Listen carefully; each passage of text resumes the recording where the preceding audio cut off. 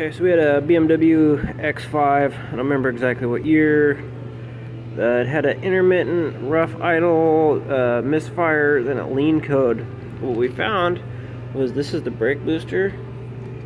You can see this is the booster seal. This is where it was leaking right along this pinch here.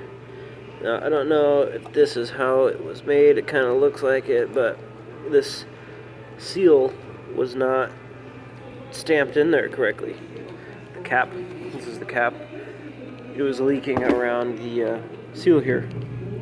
It's kind of hard to hear. I don't know exactly how the technician figured it out, but if you have misfires and poor idle and lean codes, might want to check your booster. You can also test this by pulling off your hose feed here. There's a check valve in the line, and if you let it sit for an hour or so and you pull this off and it doesn't whoosh in with air, then you know your booster leaks.